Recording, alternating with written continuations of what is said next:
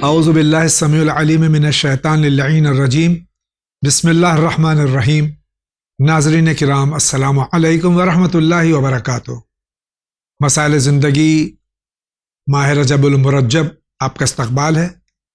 خاص طور سے آج کی یہ مبارک شب میں اپنی جانب سے، تمام اراکین چینل ون کی جانب سے، حجت الاسلام کی خدمت میں، اور ہم سب کی جانب سے اپنے زمانے کے امام حضرت ولی عصر اجل اللہ تعالیٰ فرجہ شریف کی خدمت میں، اپنے 10ویں امام حضرت امام علی نقی علیہ الصلاۃ والسلام کی ولادت باسعادت کی شب کی مبارکباد پیش کرتا ہوں۔ اللہ تعالیٰ ہم سب کو چہاردہ معصومین علیہ الصلاۃ والسلام کے سیرت پر چلنے کی توفیق عطا فرمائے۔ اس امید کے ساتھ آج کا یہ پروگرام ہم شروع کرتے ہیں۔ آغا السلام علیکم ورحمۃ اللہ وبرکاتہ۔ وعلیکم السلام ورحمۃ اللہ۔ آغا پہلے تو ماہ رجب المرجب کی مبارکباد، اور خصوصی طور سے آج کی شب جو ولادت باسعادت حضرت امام علی نقی علیہ الصلاۃ والسلام ہے، اس کی مبارکباد پیش کرتا ہوں۔ قبول فرمائیے۔ اور خدا کا شکر ہے کہ اس نے یہ موقع دیا اور یہ سعادت نصیب کی کہ ماہ رجب میں ہم نے قدم رکھا اور اس شب ولادت میں بیٹھ کے ہم گفتگو کر رہے ہیں۔ شکر ہے خدا کا، اور یہ انہی معصومین کی برکتیں ہیں۔ ماہ رجب کے حوالے سے اگر بہت سی باتیں ہوتی ہیں، گفتگو ہوتی ہیں، اس میں ہم اہل بیت کے چاہنے والوں کے لیے بہت بڑی بڑی عیدیں ہیں، لہذا ان عیدوں سے ہمیں فائدہ اٹھانا چاہیے اور ایسے امور انجام دینے چاہیے کہ جس سے یہ ہستیاں ہم سے راضی رہیں۔ ماہ رجب کو رحمتوں کا مہینہ کہا گیا ہے، ماہ عصب کہا گیا ہے، الف سے صاد بے عصب، یعنی رحمت اس میں باقاعدہ طور پر اونڈیلی جاتی ہے، جیسے کہتے ہیں اونڈیلنے کا لفظ جو ہے وہ عصب میں کہ اوپر سے گرائی جاتی ہے، رحمت فراوان نازل ہوتی ہے۔ تو اس میں انسان کو ایسے اعمال انجام دینے چاہیے، ہمیشہ ہی انسان کو اہل بیت کے چاہنے والوں کو، کہ یہ رحمتیں دامن میں سمیٹ سکے۔ اور یہ خاص تاریخیں جو ولادتوں کی تاریخیں، اس میں بھی انسان اسی امام سے توسل کرے اور اسی سے اپنے لیے واقعاً مانگے، یہ دینے والے لوگ ہیں۔ اور ذرا سا بھی انسان کے اندر اگر خلوص پیدا ہو جاتا ہے تو فراوان عطائیں ان کی طرف سے۔ بے شک جی یقیناً یہ ماہ مبارک رجب المرجب جو کہ اللہ کا مہینہ ہے، یہ مہینہ، اس کے بعد اگلا مہینہ ماہ شعبان المعظم، اس کے بعد ماہ مبارک رمضان۔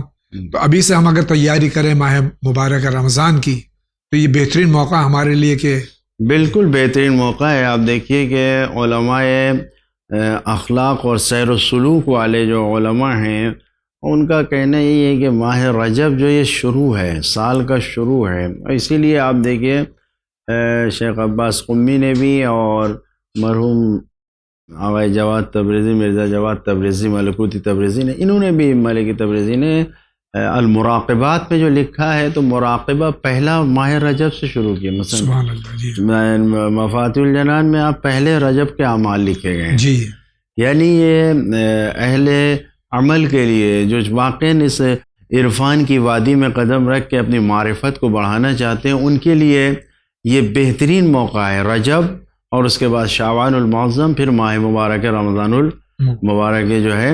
یہ ایک ایسی، یہ 3 مہینہ ایسا رکھا ہے پروردگار عالم نے کہ جس میں انسان اپنے کو واقعاً پاک و پاکیزہ بنا سکتا ہے، اور پھر جو تطہیر کی سند جن ہستیوں پہ لگی ہوئی ہے ان سے قریب کر کے نہ جانے دنیا اور آخرت میں کیا کیا پا سکتا ہے۔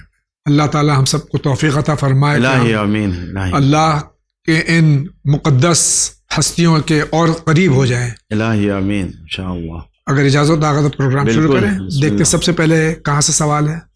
السلام علیکم مولانا صاحب، میرا سوال یہ ہے کہ میں نے ون چینل سبسکرائب کر رکھا ہے، اس میں میں نے مقدس مریم کا پروگرام دیکھا، جس میں ایپیسوڈ 4 میں حضرت مریم بیان کرتی ہیں کہ قربانی کس کس پہ جائز ہے، تو وہ کہتی ہیں کہ اونٹ پہ اور خرگوش پہ قربانی نہیں کی جا سکتی، جبکہ ہم حال ہی میں دیکھتے ہیں کہ سب جگہ اونٹ کی قربانی دی جاتی ہے، تو کیا اونٹ کی قربانی ہمارے یہاں جائز ہے یا نہیں ہے؟ میں مریم بانو بول رہی ہوں۔ یہ بھی ہماری خواہر مریم بانو بول رہی ہیں اور حضرت مریم مقدسہ کے سلسلے میں گفتگو فرما رہی ہیں کہ ان کی شریعت میں کیا حکم تھا خرگوش اور اونٹ کے سلسلے میں. ہمارے یہاں تو اونٹ جائز ہے قربانی. یقیناً لائق تحسین مبارکباد ہیں کہ اتنے غور سے دیکھتی ہیں اور اس طریقے سے. ہمیں واقعاً ان سیریل اور ان کو دنیاوی فلموں کی طرح نہیں دیکھنا چاہیے، بلکہ جو عبرت، اور قرآن نے جسے کہا ہے کہ ان قصص اور ان واقعات میں عبرت ہے، بے شک تو اسی نگاہ سے دیکھنا چاہیے. یہ خود مریم ہیں اور جناب مریم مقدس کے سیریل سے انہوں نے یہ سوال نکالا ہے. تو یہ جو سیریل میں ہے، یہ جو واقعات ہیں اصحاب کہف کے واقعات یا اس زمانے کے واقعات جو سیریل دکھائے تھے، جناب یوسف کے واقعات اور اسی طریقے سے جناب سلیمان علیہ السلام جناب کے. سلیمان کے واقعات، یا ان نبیوں کے جو واقعات ہیں، یا خود ائمہ معصومین کے جو سیریل ہیں، امام حسن، امام حسین، غریب توس ہے، یہ سب جو ان سیریل اور ان چیزوں سے ہمیں اپنی شریعت اور احکام کو نہیں لینا ہے. جی اس میں جو کچھ بیان کیا جاتا ہے یہ اس زمانے کے حساب سے ہے. تو انبیاء کرام کے زمانے کی جو ہے وہ شریعت الگ ہے. ہمیں آج اپنے مراجع کرام سے دور غیبت میں، جبکہ ہمارا امام پردہ غیب میں برحق موجود ہے، تو اب جو نمائندے ہیں ان سے ہمیں اپنی شریعت اور اپنے احکام کو حاصل کرنا ہے. تو اس وقت جو مراجع کرام کا فتویٰ یہی ہے کہ اونٹ کی قربانی جائز ہے. جی. وہ کیا مسئلہ تھا، کیا اس زمانے میں، وہ ایک الگ مسئلہ ہے، لیکن آج کے دور میں اونٹ کی قربانی جائز ہے اور شریعت محمدی میں جائز ہے. جی جی بالکل جائز ہے. جی بہت بہت شکریہ آغا. اگلا سوال. سلام آغا. میرا سوال تھا کہ جناب زینب کی 2 بیٹیاں تھیں، تو کربلا میں جناب زینب کے ساتھ کیوں نہیں تھی؟ انہیں جناب زینب کربلا کیوں نہیں لے کے گئی؟ مجھے اس کا علم نہیں ہے. میرا یہ سوال تھا. اور سیکنڈ سوال تھا کہ ماہ رمضان کے چھوٹے ہوئے روزے ماہ رجب یا ماہ شعبان میں رہ سکتے کہ نہیں؟ اور تیسرا سوال میرا یہ تھا، مجھے ہیلپ چاہیے تھی، مجھے کسی آیت اللہ یا علامہ سے بات کرنی تھی. پلیز اگر میری ہیلپ آپ لوگ کر سکتے تو مجھے کسی آیت اللہ یا علامہ سے میری بات کروا دیجیے. جناب زینب صلوات اللہ سلام اللہ علیہا کی جو تاریخ میں 2 بیٹیاں تھیں، وہ کربلا میں کیوں موجود نہیں تھیں؟ تو یہ مسئلہ تاریخ میں اختلاف ہے. جو محقق ہے اور یقینی طور پر ائمہ معصومین سے جو ہمیں کربلا کے واقعات ملے، اس میں جناب زینب کے فرزند جو تھے اون محمد کے جو حضور ہے وہ تو ہے، لیکن بیٹیوں کے بارے میں اختلاف ہے تاریخ میں. اور تقریباً اہل تشیع کے ہیں جو تاریخ ہے، اس میں زیادہ تر لکھنے والوں نے یہی لکھا ہے کہ جناب زینب کی کوئی بیٹیاں نہیں تھیں. اگر ان باتوں کو مانیں گے ہم تو بہت سی خود شخصیت شہزادی زینب کے بارے میں جو اختلافی باتیں ان کو بھی ماننا پڑے گا. اگلا سوال ان کا جو ہے وہ ماہ مبارک رمضان کے جو روزے قضا ہو جاتے ہیں، کیا اس کی قضا ہم ماہ رجب اور ماہ شعبان میں مکمل کر سکتے ہیں؟ بالکل واجب ہے. ماہ رجب کا ثواب لینا ہے اگر روزوں کا، تو اپنے واجب کو اس ماہ رمضان میں ادا کریں. اور جو ثواب ماہ رجب میں سنت روزے رکھنے کا ہے، اگر انسان واجب روزہ بھی رکھ رہا ہے تو اس کو وہ ثواب ماہ رجب کی سنت کا بھی ملے گا اور اس کا واجب بھی ادا ہو جائے گا. ماہ شعبان میں بھی اسی طریقے سے. نہیں، دوسری بات تو یہ ہے کہ جس کے قضا روزے ہیں وہ مستحب روزے رکھ ہی نہیں سکتا. واجب جس کے ذمے ہے اس کے لیے واجب یہ ہے کہ پہلے اپنی قضا کو ادا کرے، پھر اس کے بعد سنت روزہ رکھے.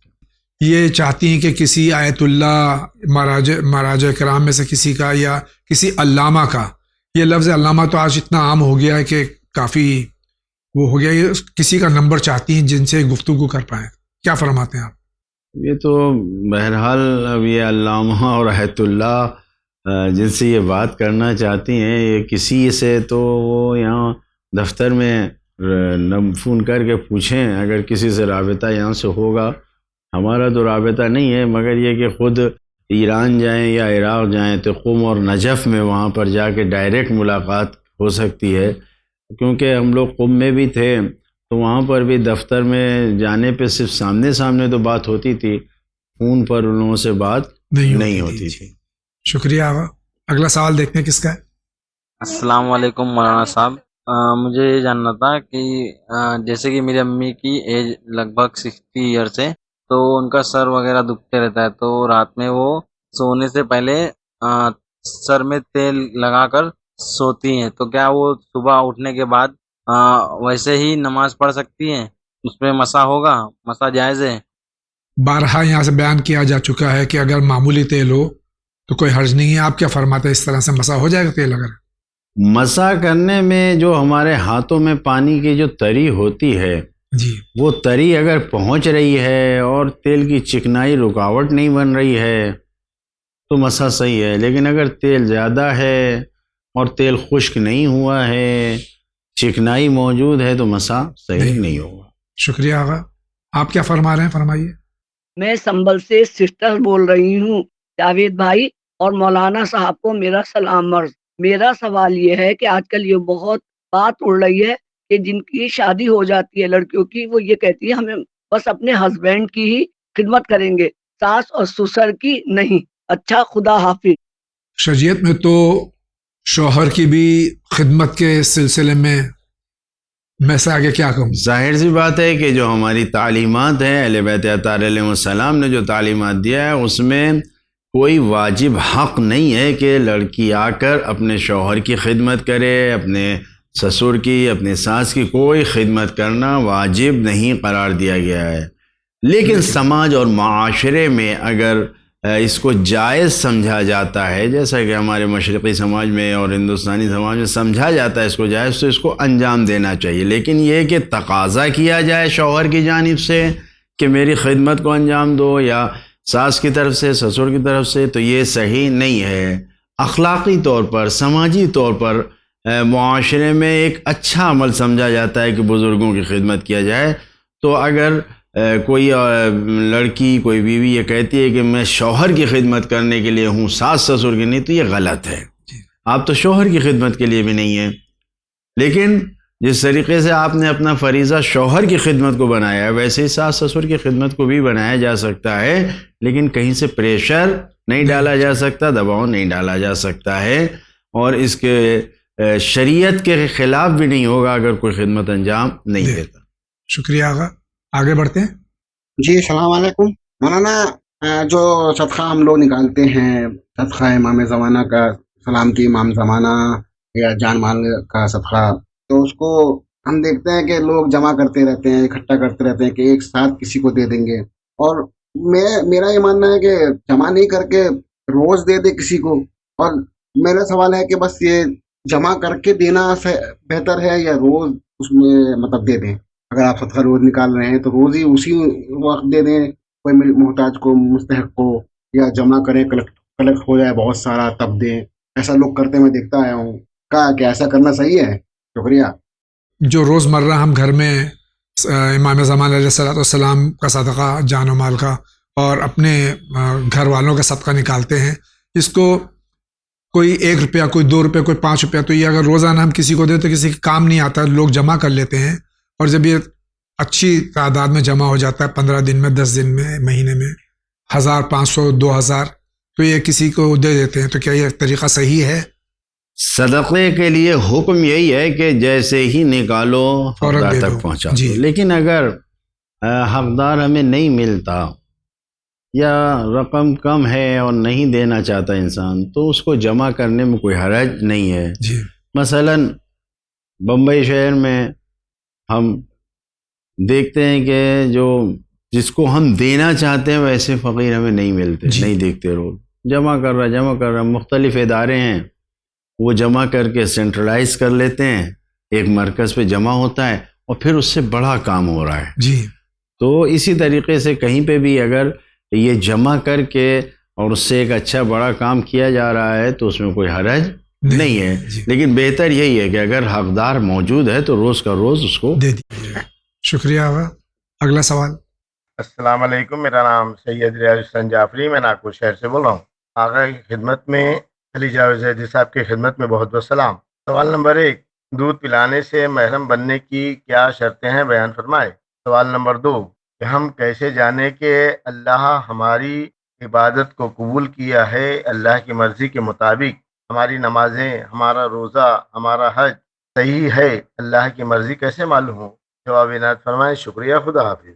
جو رضائی ہمارے مسئلہ ہے دودھ پلانے کا، تو کتنا دودھ پلایا جائے، کس وقت تک دودھ پلایا جائے کہ وہ کہا جائے کہ یہ बच्चा जो है महरम हो जाएगा? देखिए, ये जो पहला सवाल है इनका दूध पिलाने का, ये जो सवाल है तफसीली है और मुख्तसर तरीक़े पे भी अगर बयान किया जाए तो काफ़ी वक्त लगेगा।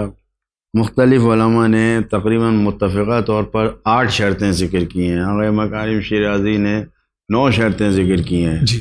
अब इसमें जो शर्तें हैं, मसलन ज़िंदा औरत का शीर ये दूध बच्चा पिए, और अगर मुर्दा से पिएगा तो ऐसा सही नहीं है। दूसरी सबसे बड़ी शर्त यह है कि उस औरत जो दूध पिला रही है उसका जायज़ तरीक़े से वो दूध आया हो, जी। नाजायज़ तरीक़े से नहीं। तीसरे तरीक़े ये कि बच्चा दूध पिए, जी। यानी मुंह चलाए जिसे जी। कहा जाए। जी। तो ये शर्तें इसी तरीक़े से दूध जो हो वो खालिस दूध पिए, ये नहीं कि उसमें कुछ और मिला के दूध निकाल के पानी से में मिला के ये इस तरीक़े से दिया जाए, ये चीज़ें नहीं होना चाहिए। 5वीं चीज़ ये कि ये दूध किसी एक ही शौहर का होगा, एक शौहर के ज़रिए हो। जी। हाँ, जी। अलग अलग शौहर से ना हो। जी। इसी तरीक़े से छठी शर्त ये है कि ये बच्चा जो है वो क़ै न करे, दूध को पिए। जी। और इसी तरीक़े से और जो शर्तें यहाँ पे बयान की गई हैं, कम से कम 15 मरतबा पिए। जी।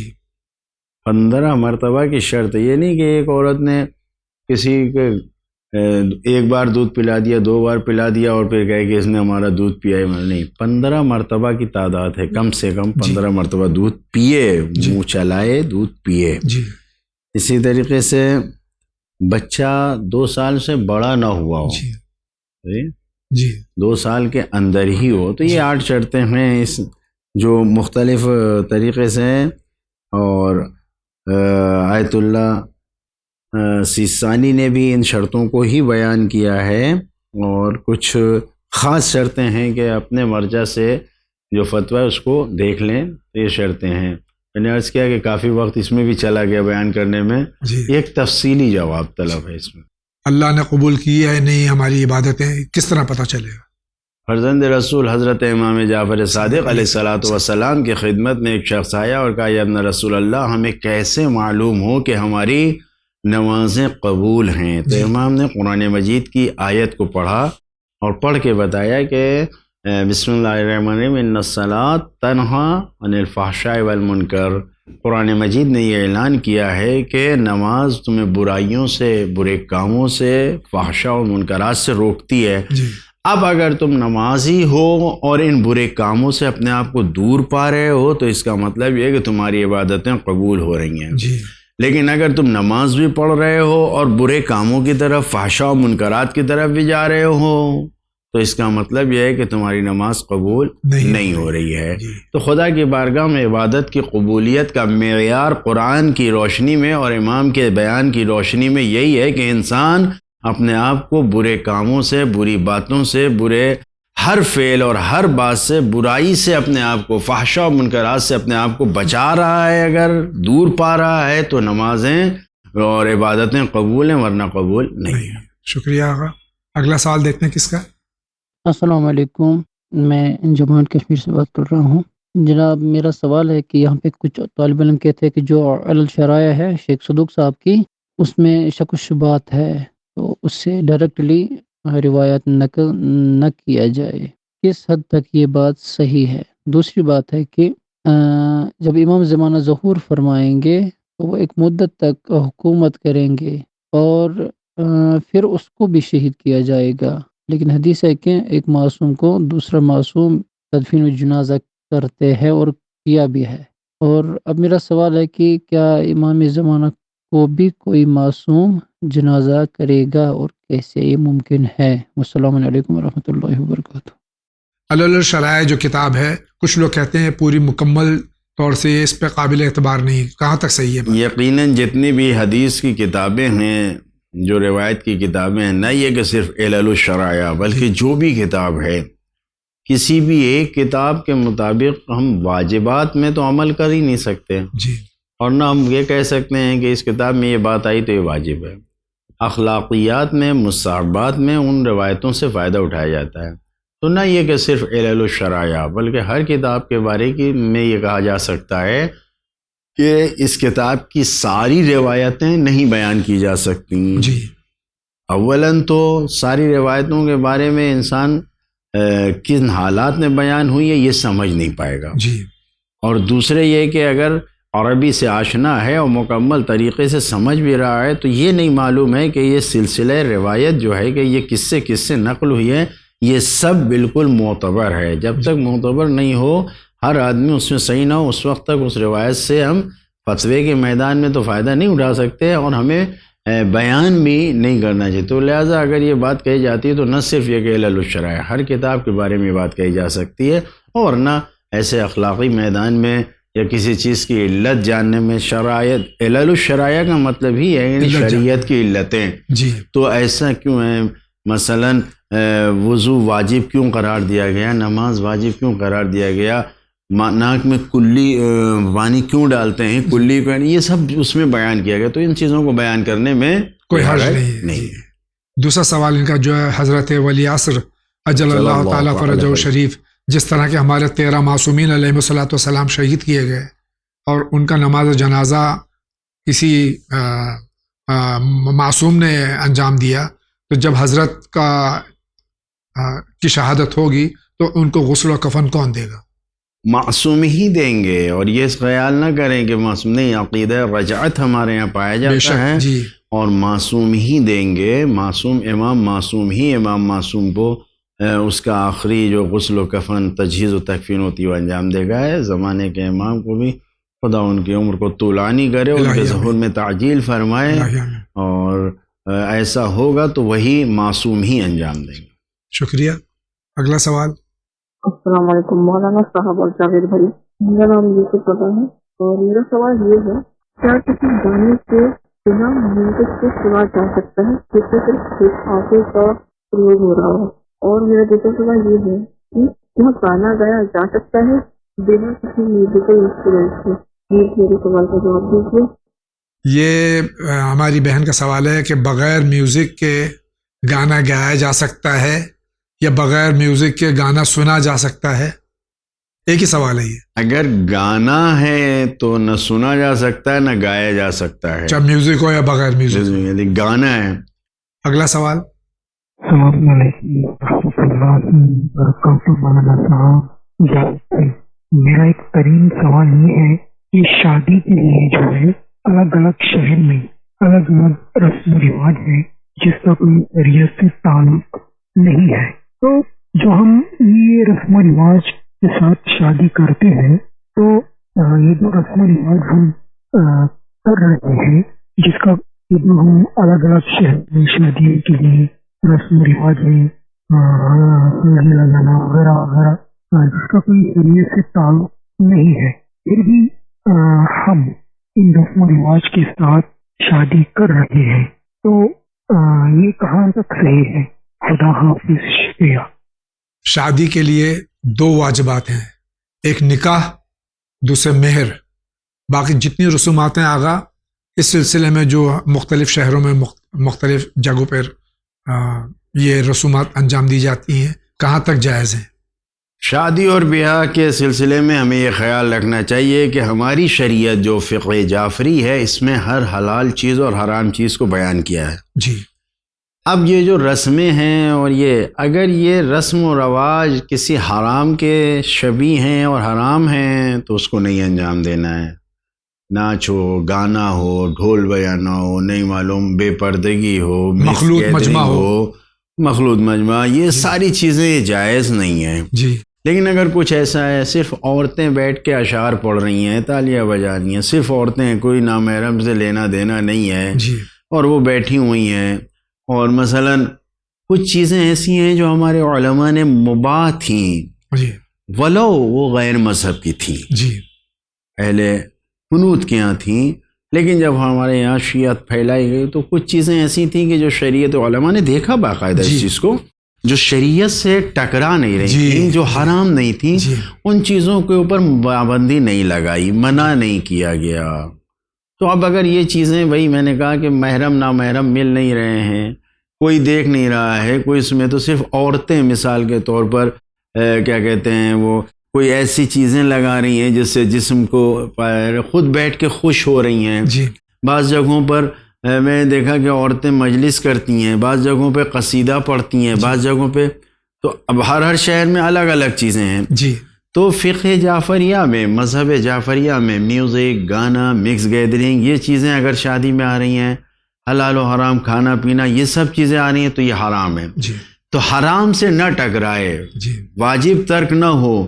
پھر اگر کوئی رسم ایسی ہے جسے ہم مباح کہہ کے اگر کہتے ہیں تو اس میں کوئی حرج نہیں ہے. شکریہ آغا.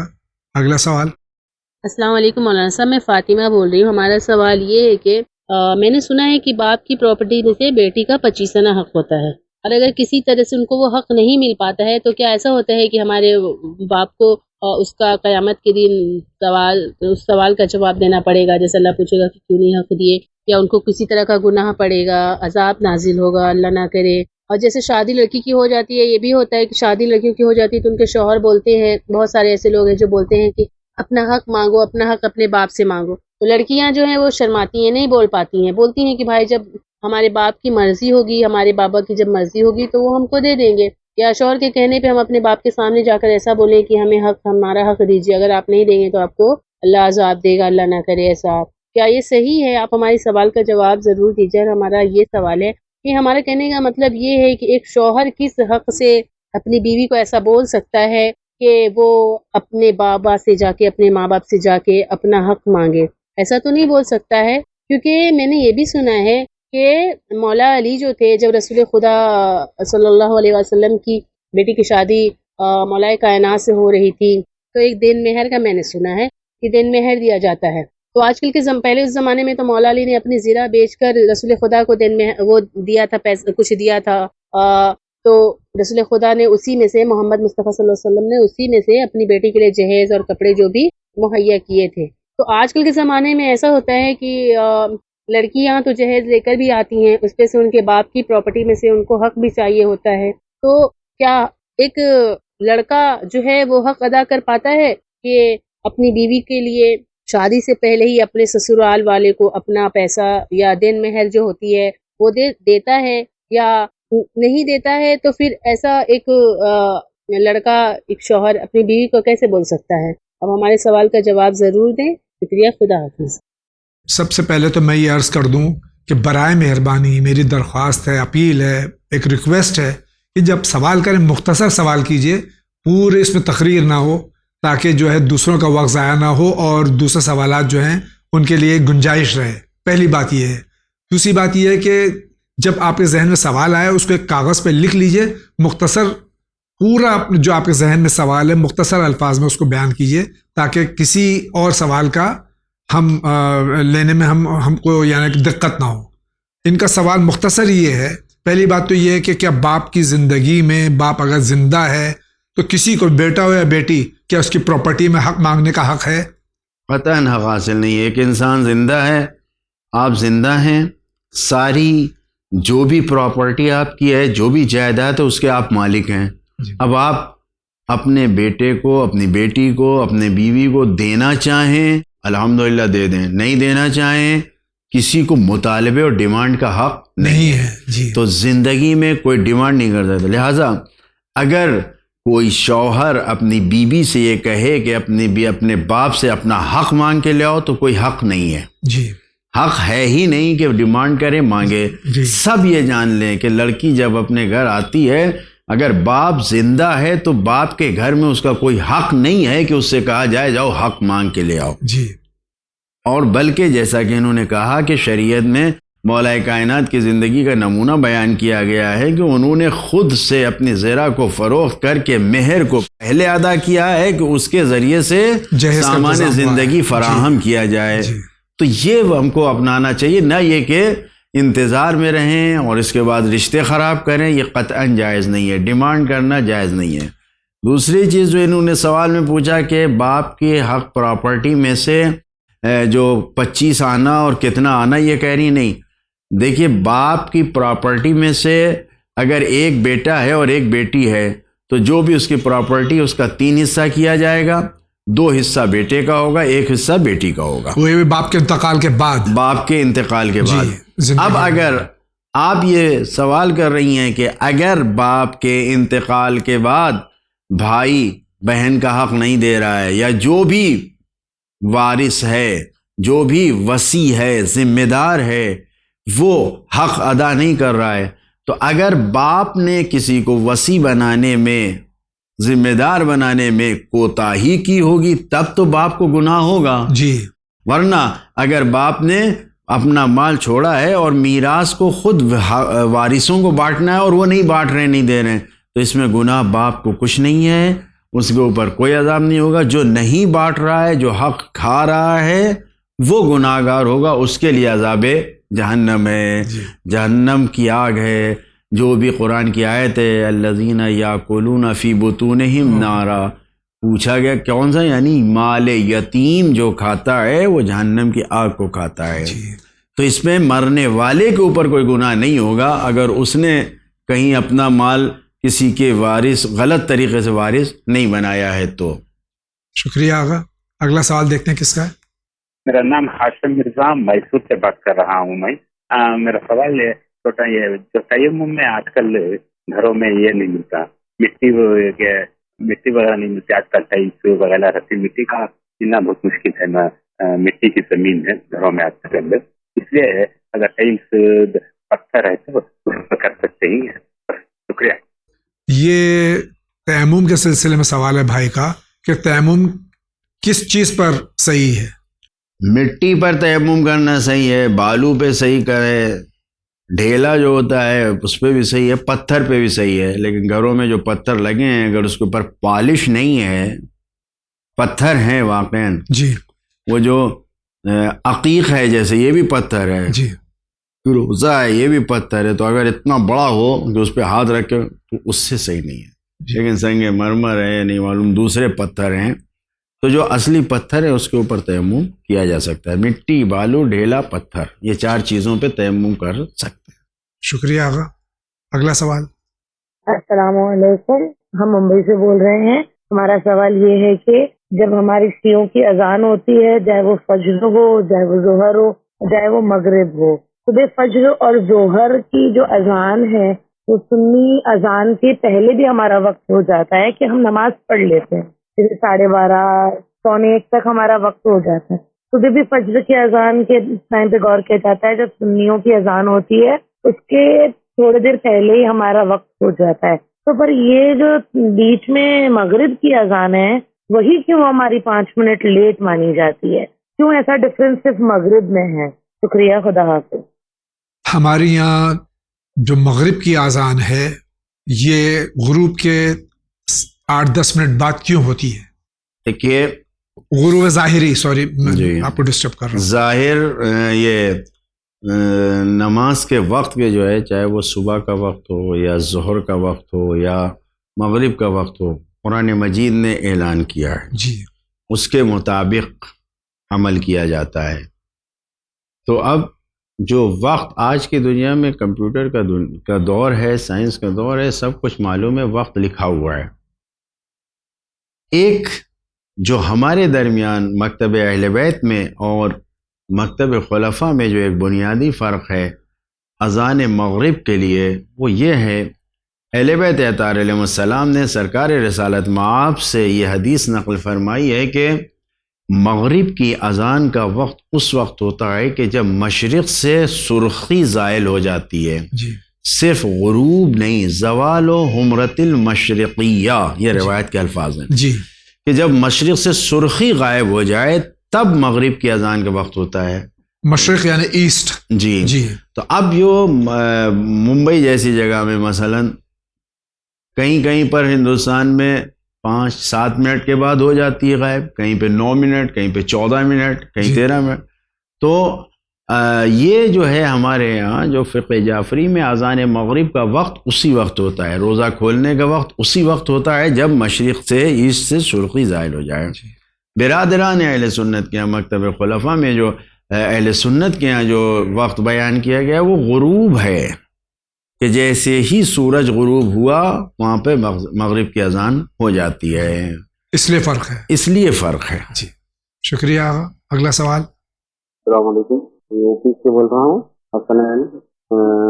میرا سوال یہ ہے کہ حمل کو صحیح و سالم رکھنے کے لیے آغا صاحب سے ریکویسٹ ہے کہ بتائیں کوئی دعا اس کے بارے میں، صحیح و سالم اور صحیح حفاظت سے بچہ پیدا ہو جائے اور ماں کی پیٹ میں صحیح سے کوئی دقت نہ ہے. خواتین کے حمل کو سلامت رکھنے کے لیے کوئی وظیفہ، کوئی دعا؟ بہرحال خداوند عالم سے ہر نماز کے بعد دعا تو کرنا ہی چاہیے انسان کو. حرز امام جواد جو تعویذ ہے اس کو باندھنا، یعنی اس کو یا بازو پہ یا گلے میں ساتھ میں رکھنے سے یہ محفوظ رہتا ہے، اور اس کے بہت سے آثار ہیں، اس میں سے ایک اثر یہ بھی ہے کہ محفوظ رہتا ہے. حرز امام جواد علیہ السلام. بہت بہت شکریہ آغا. اگلا سوال. السلام علیکم، ہم تاجپور سے بات کر رہے ہیں. میرے شوہر گاؤں میں نہیں، پڑوس کی بچی بہت رو رہی تھی، ان کے بغیر اجازت سے میں بچی کو دودھ پلاؤں وہ جائز ہے نہیں. پڑوس کی بچی کو بغیر ان کے والدین کی اجازت کے دودھ پلانا یا شوہر کی اجازت بغیر دودھ پلانا کیسا ہے؟ جائز نہیں ہے بغیر شوہر کی اجازت کے اس کام کو انجام دینا. اب اگر یہ انہوں نے ایک بار کر بھی دیا اس طریقے سے اور واقعاً ضرورت تھی اور کوئی چارہ نہیں تھا اور انہوں نے دودھ پلا دیا اور اس بچی کی بھوک مٹ گئی اور وہ رو رہی تھی اور بالکل پریشان تھی تو بچ گئی، تو اس میں بعد میں شوہر سے اجازت لے لیں، اور شوہر کو اجازت دے بھی دینی چاہیے، کوئی حرج نہیں ہے، لیکن بغیر شوہر کی اجازت کے یہ کام نہیں کر سکتے. شکریہ آغا. اگلا سوال. السلام علیکم، میں ایک سوال کرنا چاہتا ہوں مولانا صاحب سے کہ اگر کسی کو اولاد نہ ہوتی ہو تو اس کے لیے کوئی وظیفہ، کوئی دعا وغیرہ ہے تو مہربانی کر کے بتائیے. السلام علیکم. اولاد کے حصول کے لیے کوئی وظیفہ، کوئی دعا؟ اولاد کے لیے جو ہمارے یہاں اہل بیت اطہار علیہ السلام کی روایتوں سے کہا گیا ہے وہ سورہ واقعہ کی تلاوت کریں. رات کے کسی بھی حصے میں عشاء کے بعد اگر کریں تو زیادہ بہتر ہے. سورہ واقعہ کی تلاوت کریں، اور ایک آیت ہے اس کو زیادہ سے زیادہ پڑھیں، رب لا تذرنی فردا وانت خیر الوارثین. اس کو پڑھیں، ہو سکے تو فیروزے پہ لکھوا کے فیروزے کا جو پتھر ہوتا ہے اس کو ہاتھ میں بھی پہنے تو انشاءاللہ تعالی اولاد ملے گی. بہت بہت شکریہ. آپ کیا فرمانا چاہتے ہیں؟ السلام علیکم ورحمۃ اللہ وبرکاتہ. بجنور سے ہم بات کر رہے ہیں، اور میرا سوال یہ ہے کہ غسل جنابت کے بعد کیا وضو کرنا جائز ہے یا حرام ہے؟ غسل جنابت کرنے کے بعد میں اگر غسل باقی ہے تو وضو کرنا کیسا ہے؟ ضرورت نہیں ہے، جائز نہیں ہے. جائز نہیں ہے. جی اگلا سوال. جی السلام علیکم جاوید احمد صاحب، میں محمد جیلی سے بول رہا ہوں. جی چاہتے ہیں میرے دو سوال اگر اس کی وضاحت کر سکے تو آپ کی بہت بہت مہربانی ہوگی. جی پہلا سوال تو جاوید میرا یہ ہے، جو مولا علی کی شادی ہوئی تھی بی بی امامہ سے، تو ان سے کوئی اولاد ہوئی یا نہیں؟ اس کے بارے میں اگر آپ وضاحت کر سکے تو آپ کی بہت بہت مہربانی ہوگی. اور دوسرا سوال میرا یہ ہے کہ جو عقیدہ رجعت ہے یہ صرف اہل تشیع میں ہے یا اور باقی دیگر جتنے بھی ریلیجن ہے اس میں بھی عقیدہ رجعت کا کوئی حوالہ ہے؟ اگر اس دو سوالوں کی آپ وضاحت کر سکے تو آپ کی بہت بہت مہربانی ہوگی. بہت بہت شکریہ. السلام علیکم. جس خاتون کا ذکر کیا ہے انہوں نے، مولا متقیان کی جو ازواج میں سے ہیں، ان کی کوئی اولاد بھی تھی؟ تاریخ میں ملتا ہے، البتہ جس کیفیت سے تاریخ میں بیان کیا گیا مختلف ہے، لیکن ایک بیٹا ملتا ہے جس کا نام محمد اوسط کہا گیا ہے کہ محمد اوسط جو ہے وہ ان کی نسل سے تھے، ان سے بطن سے پیدا ہوئے تھے.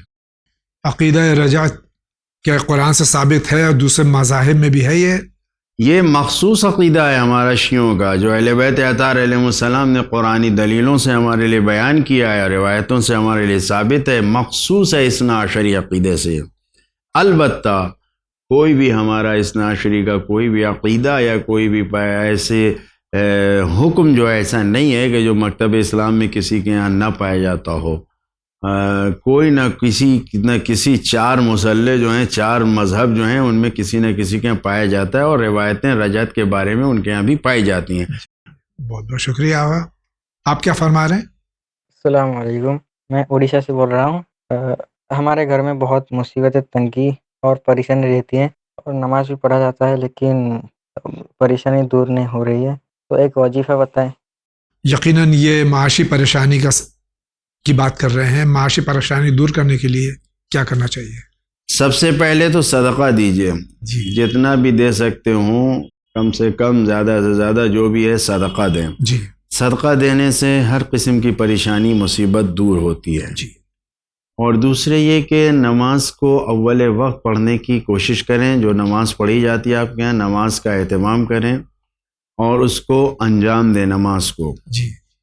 اور صدقہ دیں، نماز کو انجام دیں. اور مصیبتوں پریشانیوں کے حل کے لیے سورہ واقعہ کے لیے کہا گیا ہے کہ ہر قسم کی، یہاں تک کہ اگر انسان اپنے دین اور ایمان کو بھی بڑھانا چاہتا ہے، صرف مال و دولت نہیں، تو بھی سورہ واقعہ کی تلاوت کرے.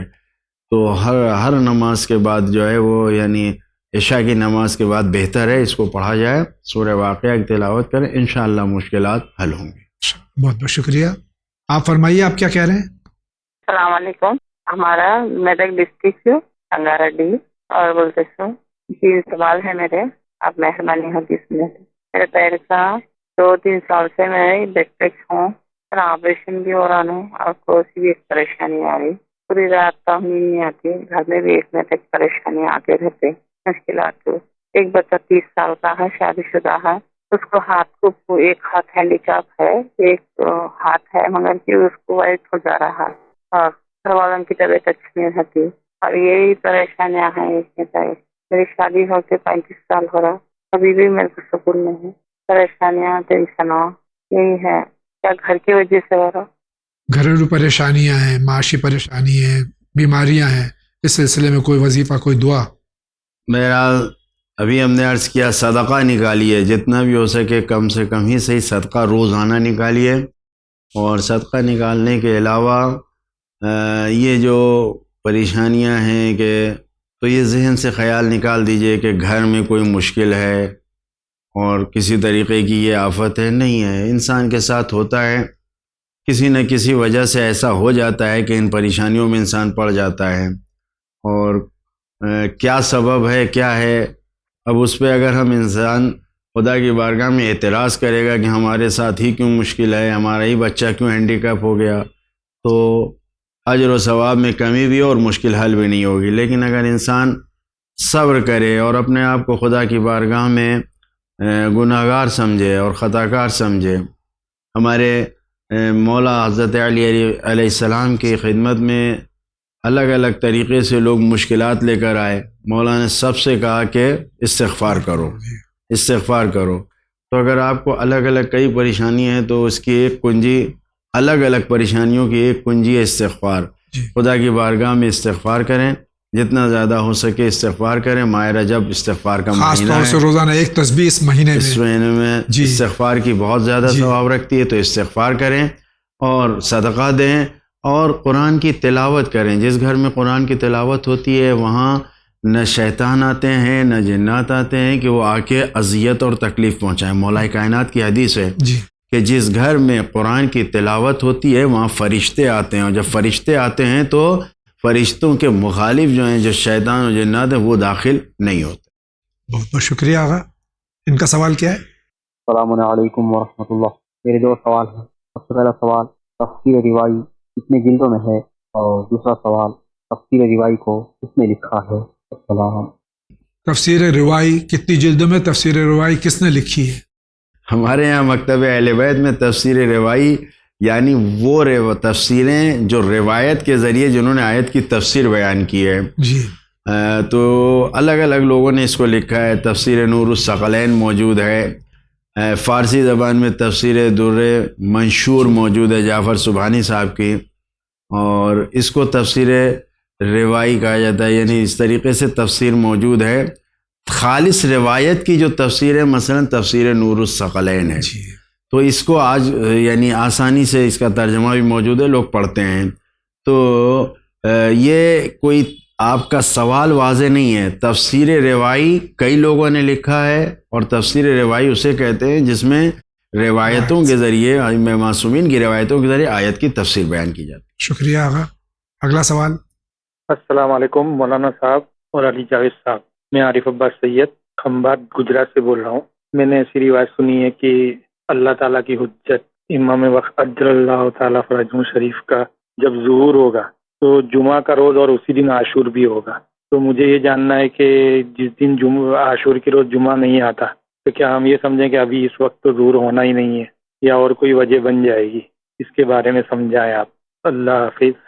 کچھ علامات جو حضرت کے سلسلے میں ہے وہ حتمی ہیں کہ ہونی ہے، اور کچھ روایات اور کچھ علامات ایسی ہیں کہ جن کا ہونا ضروری نہیں ہے. تو جمعے کا دن ہو اور عاشور ہو تو کیا اس دن یہ حتمی روایت ہے؟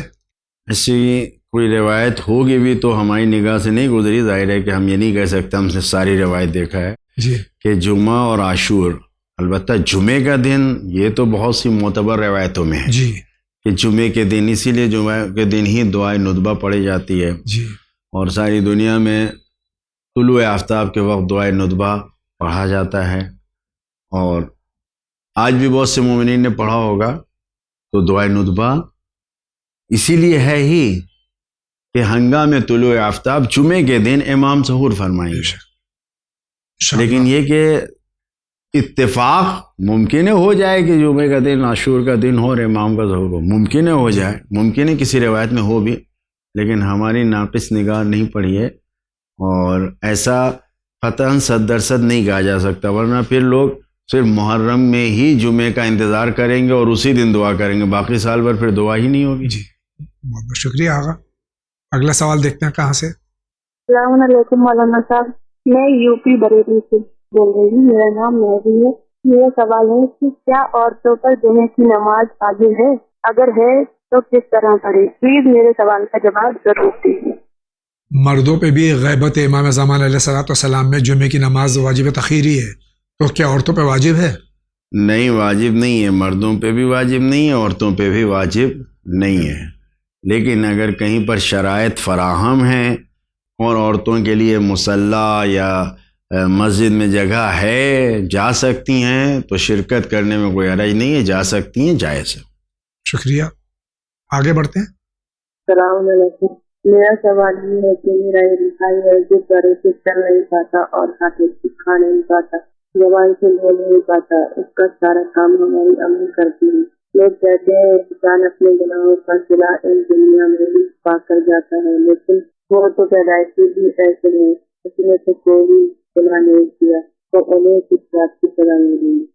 لندن سے بھی یہ سوال ایک نوجوان نے کیا تھا، جو میں چونکہ بہن کا سوال ہے میں اس کے ساتھ میں جوڑ دیتا ہوں کہ وہ بچے جو کہ پیدائشی معذور ہوتے ہیں یا وہ بچے جن کے اوپر سن بلوغت سے پہلے ہی مصیبتیں نازل ہوتی ہیں یا جو طوفان میں اور زلزلے میں مر جاتے ہیں، ان کا کیا قصور ہے جو اس طرح سے ان کو یعنی دنیا میں بقول ان کے کچھ لوگوں کے سزا ملتی ہے؟ ایسا نہیں ہے کہ ان کا کوئی قصور ہے تو انہیں یہ سزا مل رہی ہے. کچھ عمل ایسے ہیں کہ خداوند عالم نے اولاد کو انسان کے لیے زینت کا ذریعہ قرار دیا ہے. جی. تو اب جب یہ زینت ہے، انسان کے خود کے عمل ایسے ہوتے ہیں کہ وہ اس عمل کی وجہ سے اس بچے پہ اثر ہو جاتا ہے. چنانچہ آداب معاشرت میں زن و شوہر کے ساتھ رشتہ برقرار کرنے کے لیے جو آداب اور طریقہ بیان کیا گیا، مثلا حلیت المتقین تہذیب اسلام نامی کتاب میں، اس میں اگر دیکھا جائے تو وہاں پر علتیں بیان کی گئی ہیں. میں بہت زیادہ یہاں پہ نہیں واضح کر سکتا، لیکن اس میں دیکھیے کہا گیا ہے کہ جب قریب ہو رہے ہیں زن و شوہر تو گفتگو نہیں کریں. جی. اور اس میں علت یہ لکھی ہے کہ اگر ہنگام قربت وہ گفتگو کریں گے تو پیدا ہونے والا بچہ گونگا ہوگا. جی. تو یہ خود وہ اولاد جو انسان کے لیے زینت بن رہی تھی، ہر طرح کا سکون بن رہی تھی، اس کو ہم نے اپنے عمل سے خراب کیا ہے. جی. ہمارا عمل ذریعہ بن رہا ہے. اگر ہم اس وقت خاموش رہتے تو وہ صاحب زبان ہوتا، ہم گفتگو کر رہے تھے، وہ گونگا پیدا ہوا. جی. اسی طریقے سے دوسری چیزیں روایت میں بیان کی گئی ہیں کہ جس کی وجہ سے اولاد پہ اثر ہوتا ہے، لیکن یہ اس میں ان کا قصور نہیں ہے اور نہ ہی ان کو کوئی یہ سزا ہے، نہ ان کے اوپر آخرت میں کوئی ایسی سزا ہوگی، بلکہ وہ پاک ہیں. جو آپ نے کہا کہ مثلا زلزلے میں یا یعنی بلوغ سے پہلے مر جائیں मुसीबत में पड़ जाएं, कुछ वो हो जाए परेशानी, तो ये सब में कोई उनकी सज़ा नहीं है, न उनके ऊपर कोई अजाब है। वो पाक व ताहिर और पाकीज़ा हैं, और ये जो दुनिया में हमें अजर मिलना था, उस अजर को हमने अपने अमल से ख़राब किया है, तो वो हमें उसका, यानी बाप को, माँ को उसका खमियाजा मिल रहा है। नाज़रीन इकराम, इसी के साथ जा रहे हैं बहुत ही मुख्तसर से ब्रेक पे। याद रखिए माह रजबुल मुरज्जब है, हम सब के अमाल ज़्यादा से ज़्यादा हों, नेक अमाल हों। अपने लिए दुआ कीजिए, तमाम मोमिन और मोमिनात के लिए, आलम इंसानियत के लिए दुआ कीजिए, और चैनल विन के लिए भी, और इस खाकसार के लिए भी, तमाम उलमा, तमाम मराजे के लिए दुआ कीजिए इस महीने में। अभी हाजिर होते हैं।